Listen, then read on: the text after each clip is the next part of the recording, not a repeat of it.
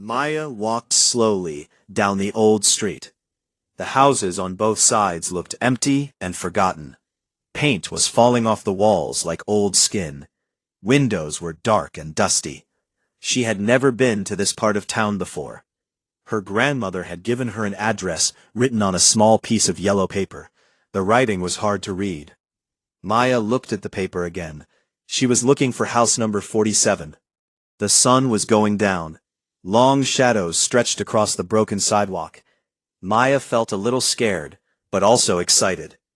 Her grandmother had told her to come here after she turned 18. Today was her birthday. "You will understand everything when you go there," her grandmother had said with a strange smile. "But you must go alone. And you must not tell anyone where you are going." Maya stopped in front of a tall, dark house. The number 47 was painted on the front door in faded white letters. Thick, green plants grew up the walls. The windows were covered with heavy curtains. She walked up the stone steps to the front door. Her heart was beating fast.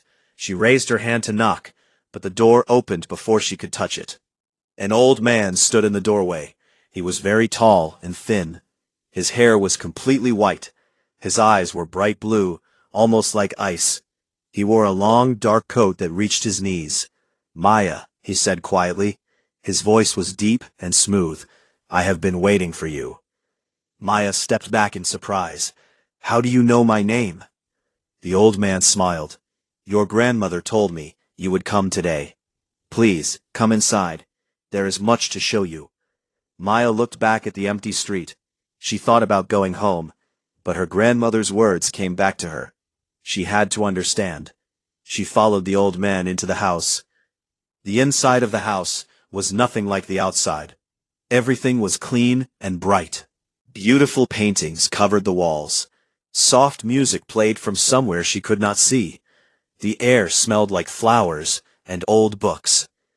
"My name is Thomas," the old man said as they walked down a long hallway.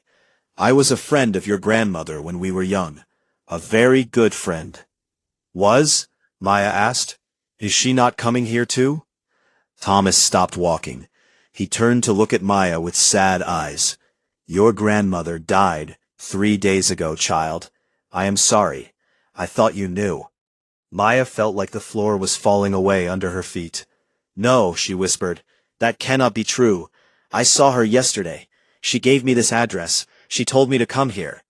Thomas took the yellow paper from Maya's hand. He looked at it carefully. Then he looked at Maya with a strange expression. "This paper is very old," he said slowly. "Look at it again." Maya looked at the paper. It was yellow and felt very old between her fingers. The writing was faded, like it had been written many years ago. But that was impossible. Her grandmother had given it to her just yesterday. "I do not understand," Maya said. Her voice was shaking. "Come," Thomas said gently. "Sit down. Let me tell you about your grandmother, and about your family." They walked into a large room filled with comfortable chairs and tall bookshelves. A warm fire was burning in a stone fireplace. Thomas pointed to a soft chair near the fire. Maya sat down. She felt confused and scared. Thomas sat across from her in another chair. "Your grandmother was a very special woman," Thomas began. "She came from a very special family. Your family, Maya. You have abilities that other people do not have." "What kind of abilities?" Maya asked. "You can see things that happened in the past," Thomas said. "You can touch something and know its history. You can speak to people who have died." "That is impossible. Those things are not real." Thomas smiled sadly. "Have you ever touched something old and suddenly felt like you were somewhere else? Have you ever had dreams that felt too real? Have you ever heard voices when no one was around?" Maya's mouth opened in surprise. All of those things had happened to her, many times. But she had always thought she was just imagining things. "The paper your grandmother gave you," Thomas continued, "she wrote it 50 years ago, on the day you were born. She knew you would need to find this place when you turned 18. "But how did she give it to me yesterday if she died 3 days ago?" Maya asked. "Your grandmother's spirit came to you," Thomas explained. She wanted to make sure you found your way here. She wanted to make sure you learned about who you really are. Maya looked around the beautiful room. Everything felt like a dream. Why did she never tell me about any of this? She was protecting you, Thomas said. These abilities can be dangerous if you do not know how to control them. She wanted you to have a normal childhood, but now you are old enough to learn. Learn what? Thomas stood up and walked to a large bookshelf. He pulled out a thick old book. The cover was made of dark leather. This book belonged to your great-grandmother, he said, and her great-grandmother before that. It has been passed down through your family for hundreds of years. It will teach you how to use your gifts safely. Maya took the book. It felt heavy and worn in her hands. As soon as she touched it, she saw flashes of images in her mind. Women who looked like her, reading the same book, learning the same lessons. There are others like us, Thomas said. People with special gifts. We help each other. We protect each other. And we help people who need it. What happens now? Maya asked. Thomas sat down again. Now you learn. You practice. You discover what you can do. And when you are ready, you will help others, just like your grandmother did. Maya looked down at the book in her hands. She thought about her grandmother. She thought about all the strange things that had happened to her over the years. Finally, everything was starting to make sense. Will it hurt? She asked quietly. Learning never hurts, Thomas said with a kind smile. But it will change your life forever. Are you ready for that? Maya took a deep breath. She thought about going back to her old life, pretending nothing had happened. But she knew she could not do that. Not now that she knew the truth. Yes, she said. The next morning, Maya woke up in a small bedroom at the top of Thomas's house. Sunlight was coming through the white curtains. For a moment, she forgot where she was. Then she remembered everything from the night before. She had stayed up late reading the old book. The words were written in beautiful handwriting. Some pages talked about seeing the past. Other pages explained how to speak with spirits. Maya had fallen asleep with the book in her hands. She got dressed and walked downstairs. Thomas was in the kitchen making breakfast. The smell of eggs and bread filled the air. Good morning, he said with a smile. How did you sleep? I had strange dreams, Maya said. I dreamed I was flying over a big city, but the city looked very old, like it was from 100 years ago. Thomas nodded. That was not a dream. That was your first vision. You were seeing the past of this place. This house is very old. Many people have lived here over the years. Maya sat down at the small kitchen table. Thomas put a plate of food in front of her. The eggs were still hot and smelled delicious. What happens today? Maya asked as she ate. Today you begin your real training, Thomas said. But first, you need to understand something important. Your abilities come with rules. You must never use them to hurt people. You must never use them for money or power. You can only use them to help. What if I break the rules? Maya asked. Thomas's face became serious. Then you will lose your gifts forever, and something much worse might happen to you. After breakfast, Thomas led Maya to a room she had not seen before. It was in the back of the house. The room was completely empty except for a single chair in the middle. Sit, Thomas said. Maya sat in the chair. The room was very quiet. No sound came from outside. Now, try to feel the history of this chair. Put your hands on the arms of the chair and let your mind be empty. Maya closed her eyes and touched the chair. At first, nothing happened. Then, slowly, images began to appear in her mind. She saw an old woman sitting in the same chair. The woman was crying. She was holding a letter in her hands. The letter was about her son who had died in a war. Maya gasped and opened her eyes. I saw a woman. She was very sad. Good, Thomas said. That was Mrs. Henderson. She lived in this house 60 years ago. Her son died in the Second World War. What else did you see? Maya closed her eyes again and touched the chair. This time she saw different people. A man reading a newspaper. A young girl playing with a doll. A teenager writing in a diary. I can see everyone who ever sat in this chair, Maya said in amazement. Every object holds memories. With practice, you will be able to read the history of anything you touch.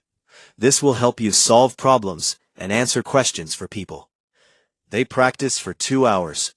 Maya touched different objects around the house. A clock that had belonged to a doctor. A mirror that had reflected the face of a beautiful dancer. A book that had been read by a lonely old man. Each object told its story through Maya's hands. She began to understand how her gift worked. Now we will try something harder, Thomas said. He led Maya to another room. This room had many photographs on the walls. All the photographs were very old.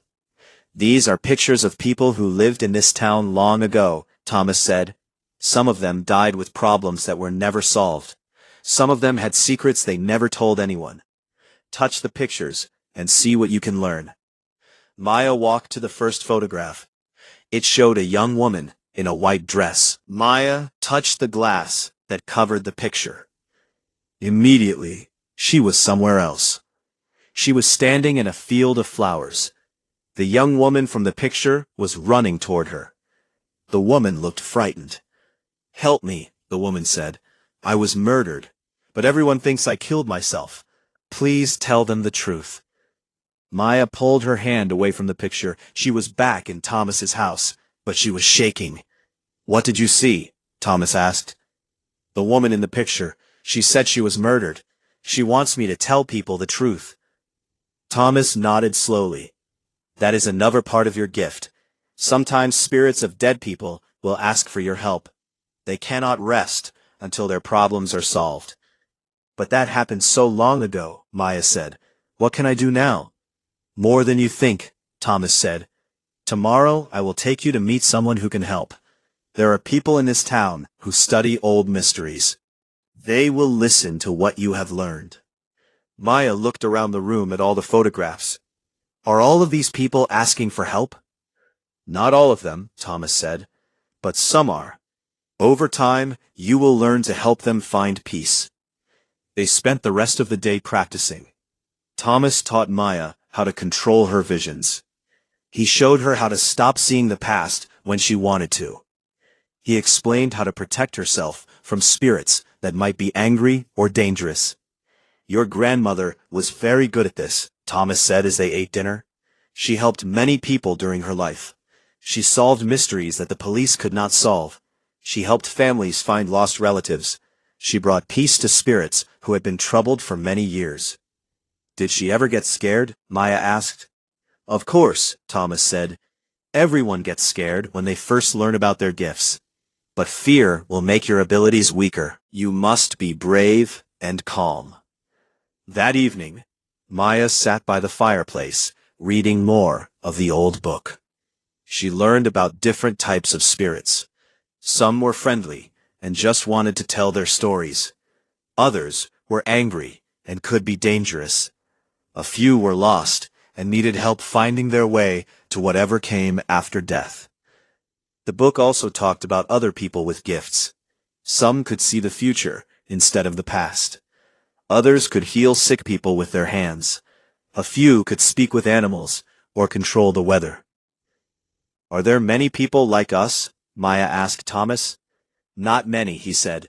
"Perhaps 1 person in 1,000 is born with a gift. Most of them never learn how to use it properly.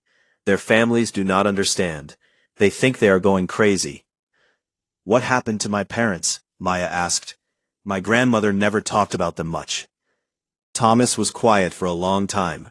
Then he said, "Your parents had gifts too, but they were not careful. They tried to help someone very dangerous, a spirit that had been evil when it was alive. That spirit hurt them." Maya felt cold. "Did they die?" "Yes," Thomas said sadly. "When you were very small.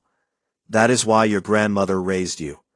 And that is why she waited until now to tell you the truth. She wanted to make sure you were old enough to be safe." Maya stared into the fire. She thought about her parents, who she had never really known. She thought about her grandmother, who had kept this secret her whole life to protect her. "I want to help people like my grandmother did," Maya said finally. But I also want to be safe. Good, Thomas said. Being careful is the most important lesson. Tomorrow we will go into town. You will meet other people who understand about gifts like yours. And you will help solve your first real mystery. Maya felt nervous and excited at the same time. She was beginning a new life that she had never imagined. Everything would be different now. But for the first time in her life, she felt like she truly belonged somewhere. The next morning, Thomas and Maya walked into the town center. Maya had lived in this town her whole life, but everything looked different now. She could see traces of the past everywhere. Old buildings whispered their stories to her. Even the sidewalk seemed to hold memories of all the people who had walked on it. Try not to listen to everything at once, Thomas warned her. It will give you a headache. Focus only on what we need to see. They stopped in front of a small coffee shop called Rosie's Cafe. The building was painted bright yellow with blue shutters. A bell rang as they walked through the door. Inside, the cafe was warm and cozy. A few people sat at small tables, drinking coffee and reading newspapers. The woman behind the counter had gray hair and kind eyes. She looked up when she saw Thomas. "Thomas," she said with a big smile, "I was hoping you would come today." Then she looked at Maya. "Your grandmother talked about you often." Maya felt surprised. "You knew my grandmother?" "Of course, dear. My name is Rose. Your grandmother and I were good friends. She helped me many times over the years." Rose came around the counter and gave Maya a gentle hug. "I am so sorry she is gone, but I am happy you are here now." Rose led them to a table in the back corner of the cafe. She brought them hot coffee and fresh cookies. "Maya is just learning about her gifts," Thomas explained to Rose. "Wonderful," Rose said. "We have been waiting for you, Maya. There is something we hope you can help us with." Rose left for a moment and returned with a man Maya had never seen before. He was middle-aged, with brown hair and glasses. He looked worried. "This is Detective Miller," Rose said. "He works with the police. Sometimes he asks for our help with difficult cases." Detective Miller sat down at their table. He looked at Maya with curious eyes. "Thomas told me about your abilities," he said. "I know it might sound strange, but we have a case that the police cannot solve. We think someone with your gifts might be able to help." "What kind of case?" Maya asked. Detective Miller pulled out a folder and opened it on the table. Inside were photographs and papers. Maya could see pictures of a young man with dark hair and a friendly smile. "This is Jake Williams," Detective Miller said. "He disappeared 3 weeks ago. He was 22 years old. One day he went for a walk in the woods outside town. He never came home." Maya looked at the photograph. "Did you search the woods?" "Many times," Detective Miller said. "We used dogs and helicopters. We searched every path and every stream. We found nothing. It is like he just disappeared into thin air." "What makes you think Maya can help?" "Jake's mother came to see me yesterday," Detective Miller said. "She said she had a dream about Jake. In the dream, he was trying to tell her something important. She thinks he might be trying to communicate from wherever he is." Maya felt her heart beating faster. "Do you think he is dead?" "We do not know," Detective Miller said, "but his mother is very worried. She heard that people in this town sometimes help with mysteries that normal methods cannot solve." Rose reached across the table and touched Maya's hand. "You do not have to do this if you do not want to. This is your choice." Maya looked at Thomas. "What do you think?" "I think you are ready to try," Thomas said. "But we will be very careful. If anything feels dangerous, we stop immediately." Detective Miller reached into his pocket and pulled out a small object, wrapped in a cloth. He placed it on the table. "This is Jake's watch," he said. "His mother gave it to me. She thought it might help." Maya stared at the cloth-wrapped object. She knew that as soon as she touched it, she would see Jake's memories. She would know what happened to him. But she was scared of what she might see. "Take your time," Thomas said gently. Remember what I taught you. Stay calm and protect yourself. Maya took a deep breath. She reached out and touched the cloth. Immediately, visions filled her mind. She saw Jake walking on a path through thick woods. He looked happy and was whistling a song. Birds were singing in the trees above him. The sun was shining through the green leaves. Then Jake stopped walking. He was looking at something off the path. Maya tried to see what it was, but the vision was not clear. Jake left the path and walked toward whatever he had seen. He pushed through thick bushes and small trees. Maya could feel his excitement. He had found something interesting. Suddenly, the vision changed. Jake was falling. Maya could feel his fear and confusion. He was falling down a steep hill, covered with loose rocks and dirt. He tried to grab onto trees and bushes, but they broke in his hands. Then, everything went dark. Maya gasped and pulled her hand away from the watch. She was back in the coffee shop, but she felt dizzy. "What did you see?" Detective Miller asked urgently. "Jake found something in the woods," Maya said slowly. "Something that made him leave the path. Then he fell down a steep hill. I think he might be hurt and trapped somewhere." Thomas handed Maya a glass of water. "Did you see where this happened?" Maya closed her eyes and tried to remember the vision. There was a big oak tree with a broken branch, and I could hear water running nearby, like a small stream. Detective Miller was writing notes quickly. "That sounds like the area near Miller Creek. There are some steep hills there, but we searched that area." "Maybe you did not search deep enough," Rose suggested. "If he fell far down a hill, he might be hidden from view." "Can you see anything else?" Detective Miller asked Maya. "Is Jake still alive?" Maya touched the watch again, but this time she focused on trying to feel Jake's present condition. The vision was much weaker, but she could sense something. "He is alive," she said, "but he is hurt and very weak. I think he has been unconscious for a long time. He needs help soon." Detective Miller stood up quickly. "I will call the search team right now. We will go back to Miller Creek and search every steep area."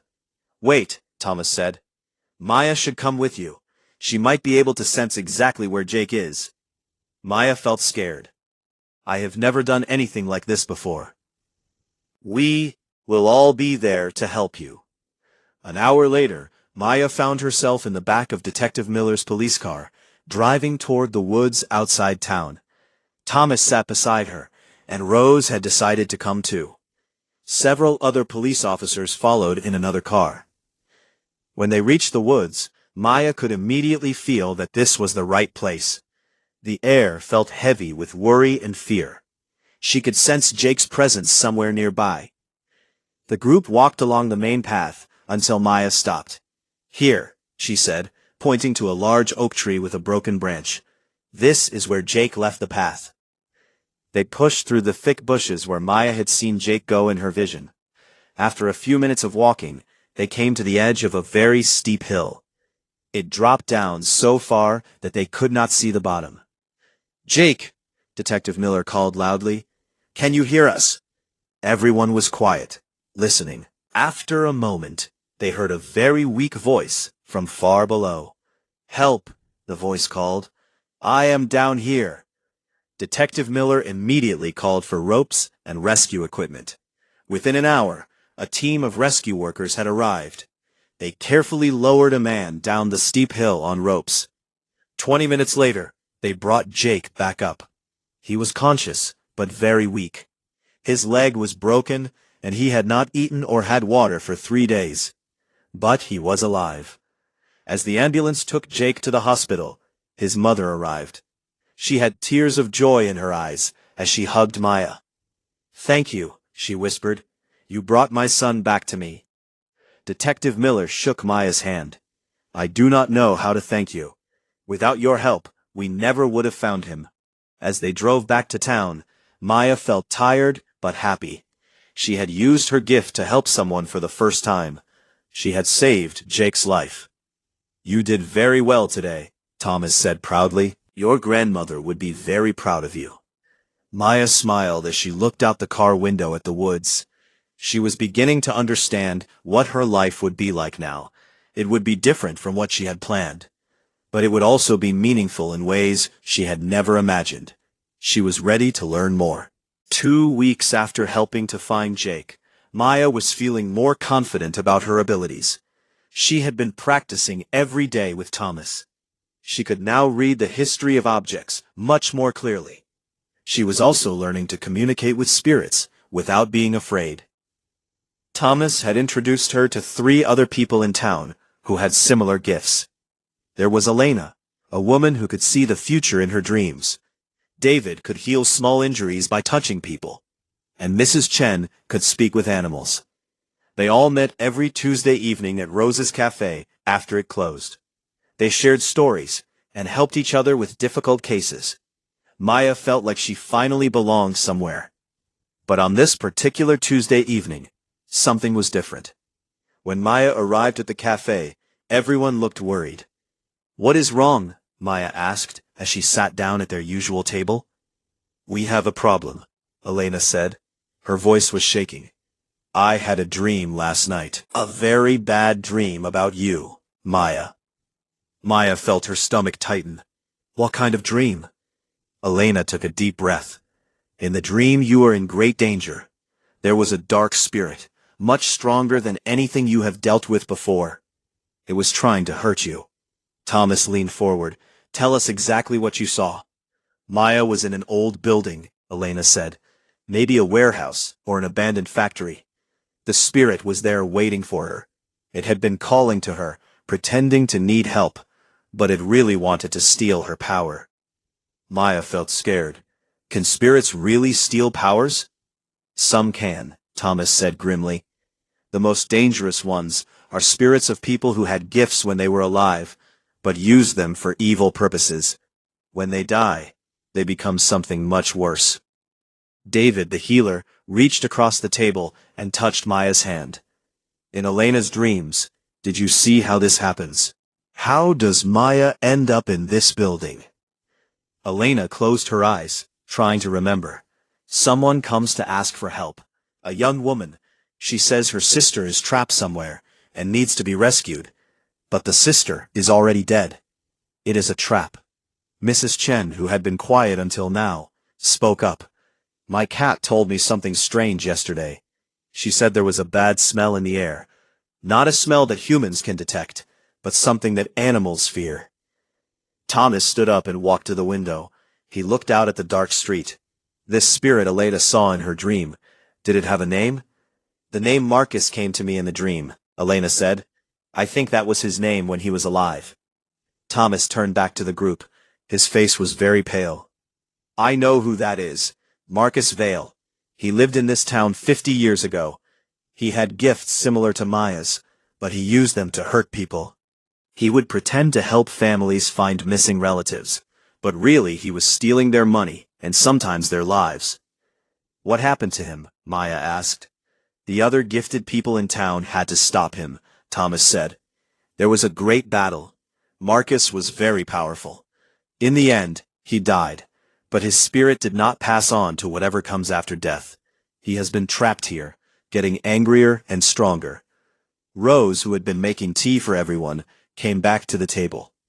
"Why is he targeting Maya now?" "Because she is young, and still learning to protect herself," Thomas explained. "And because her power is very strong. If he could steal it, he would become much more dangerous." Maya felt frightened, but also angry. "So what do we do? I can't just hide forever." Elena reached into her bag and pulled out a small notebook. "I wrote down everything I could remember from the dream. If we can figure out where this old building is, maybe we can prepare for the trap instead of walking into it." Thomas read Elena's notes carefully. "You said there were broken windows and old machinery inside." "Yes, and there was a sign outside, but most of the letters were missing. I could only see Son and Company." David snapped his fingers. "That sounds like the old Anderson Company building on the east side of town. It used to make furniture, but it has been empty for 20 years. Mrs. Chen nodded. "My cat refuses to go near that area. She says it feels wrong there. Thomas was quiet for a long moment, thinking. Then he said if Marcus is planning a trap, we need to spring it on our terms, not his. What do you mean? Maya asked.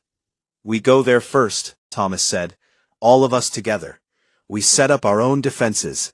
Then when the young woman comes to ask for Maya's help, we will be ready. But, in my dream, you were not there, Thomas.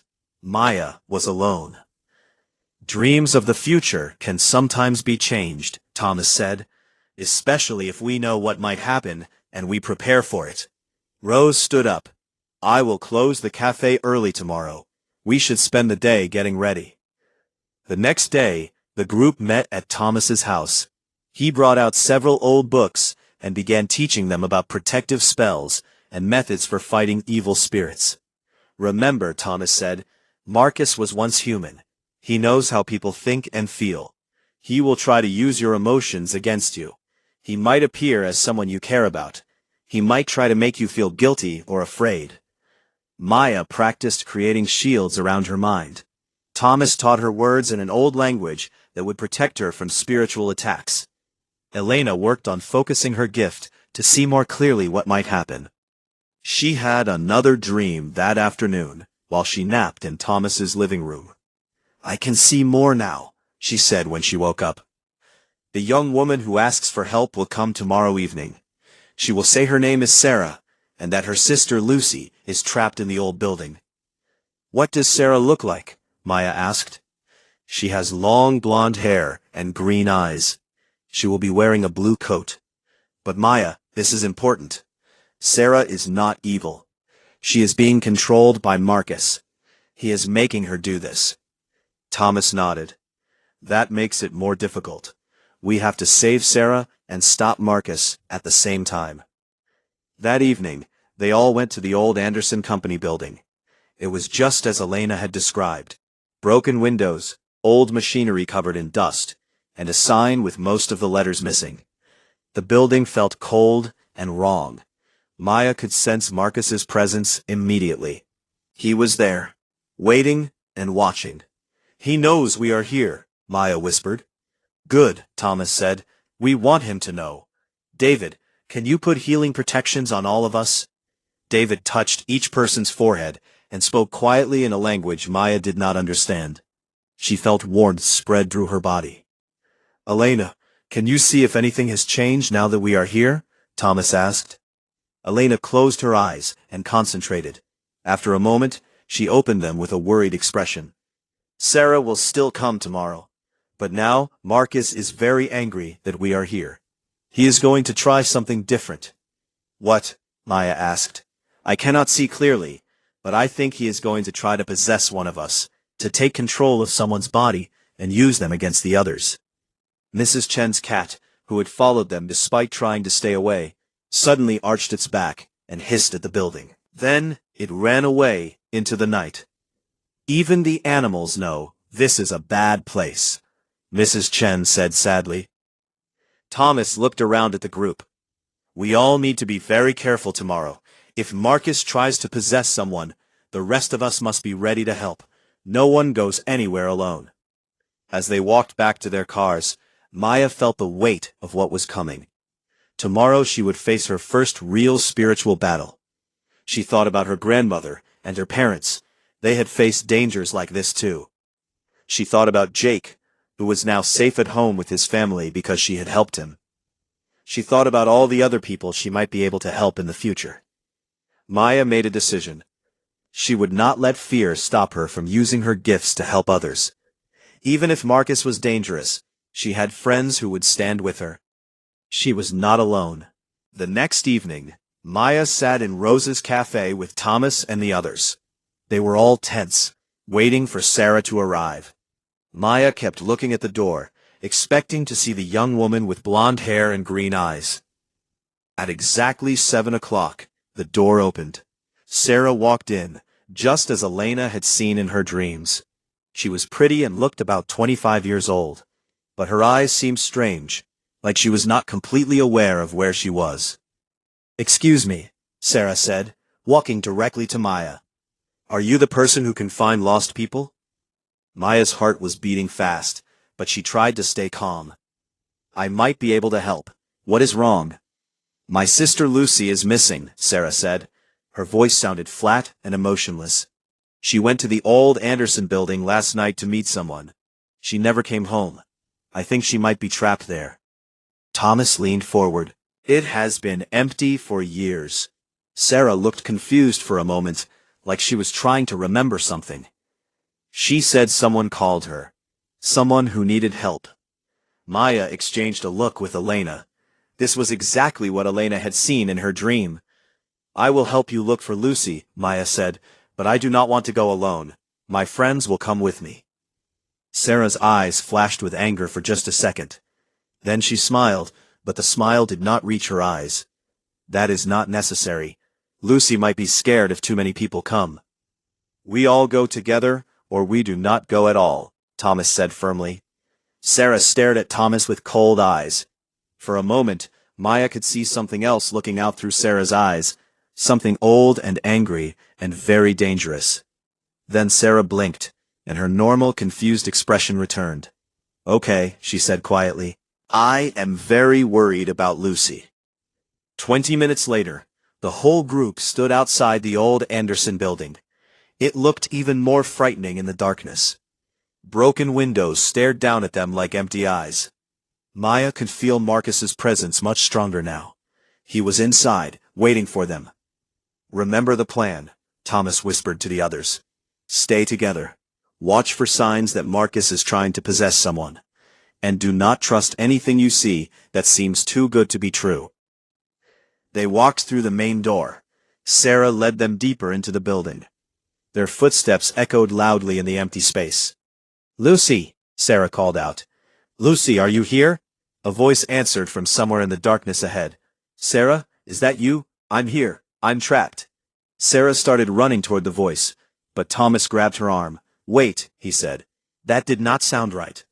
Maya concentrated on the voice they had just heard. She tried to use her gift to sense if it was real or not.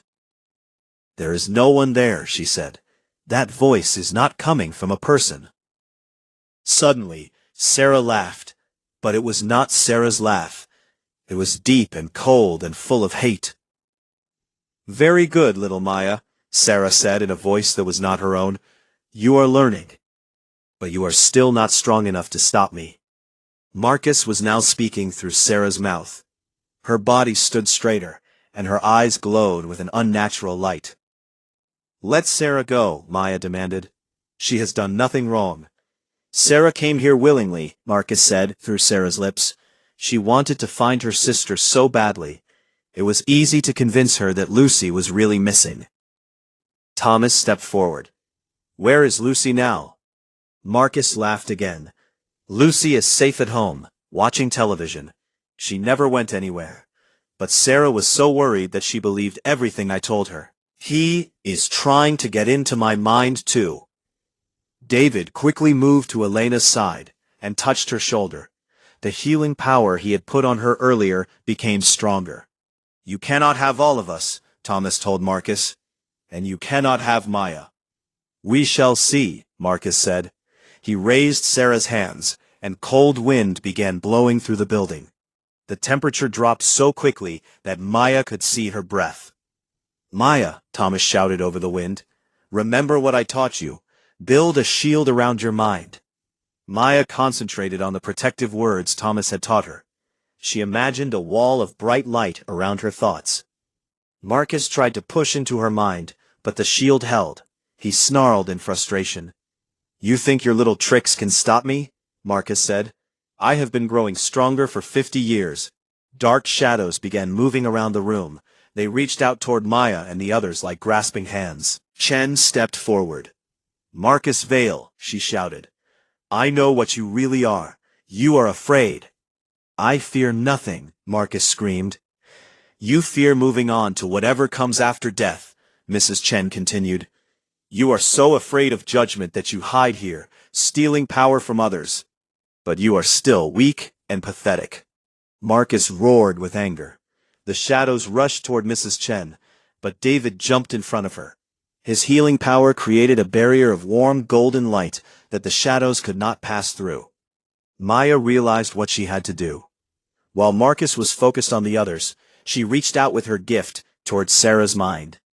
She could see Sarah trapped inside her own body, like a prisoner in a cage. Sarah was terrified and confused, but she was fighting against Marcus's control. "Sarah," Maya called out with her thoughts, "I am here to help you. You are stronger than he is." Sarah's real personality began pushing back against Marcus. For a moment, her eyes returned to normal. "I cannot hold him much longer," Sarah gasped in her own voice. Thomas saw what was happening. "Everyone together," he shouted. "We drive him out now." All 5 of them joined hands around Sarah. They began speaking the protective words Thomas had taught them. Their combined power created a circle of bright light. Marcus screamed as the light touched him. "You cannot banish me. This is my place." "No," Maya said firmly. "This is not your place. You do not belong here anymore. You died 50 years ago. It is time for you to go." The light around them grew brighter. Marcus tried to hold on to Sarah, but he was being pulled away from her. "I will return," he threatened. "I will find you again." "No, you will not," Elena said. Her gift was showing her the future clearly now. "This is your last chance to choose. You can go peacefully to whatever waits for you, or you can be destroyed completely." For a moment, Marcus hesitated. Maya could feel his confusion and fear. Despite all his anger and evil, he was still the spirit of someone who had once been human. "You have a choice," Maya said gently. "You can let go of your anger and find peace." Marcus looked around at the 5 people surrounding him with their light. Then he looked at Sarah, who was now free and crying with relief. "I am tired," Marcus said quietly. His voice sounded sad and old. "I have been angry for so long. I forgot what it was like to feel anything else." The shadows around the room began to fade away. The cold wind stopped blowing. "Help me," Marcus whispered. "Help me go where I am supposed to go." Maya felt tears in her eyes. Even after everything Marcus had done, she felt sorry for him. "We will help you," she said. Together the 5 friends used their combined gifts to guide Marcus's spirit toward the light that appeared above them. Maya could sense other spirits there, waiting to welcome him and help him find peace. "Thank you," Marcus said as he faded away. "Tell Sarah I am sorry." Then he was gone, and the old building felt normal again. Just an empty, dusty place with broken windows. Sarah collapsed into a chair, exhausted but free. "What happened to me?" she asked. Thomas knelt beside her. "You were being controlled by a spirit, but you fought against him. You were very brave." "Is Lucy really safe?" Sarah asked. Elena smiled. "Yes, she is at home, worried about you. You should call her." As they all walked out of the building together, Maya felt different. She had faced her first real spiritual battle. But more importantly, she had learned that even the most frightening enemies could sometimes be helped rather than simply defeated. Thomas put his hand on her shoulder. "Your grandmother would be very proud of you tonight." "I could not have done it alone," Maya said, looking at her friends. "That is the most important lesson of all," Rose said. "Our gifts make us strong, but friendship makes us stronger." Maya looked up at the stars as they walked back to their cars. She thought about all the people she would help in the future. She thought about the mysteries she would solve and the spirits she would guide to peace. She was no longer the confused girl who had knocked on Thomas's door just weeks ago. She was Maya, a guardian of the balance between the world of the living and the world of the dead.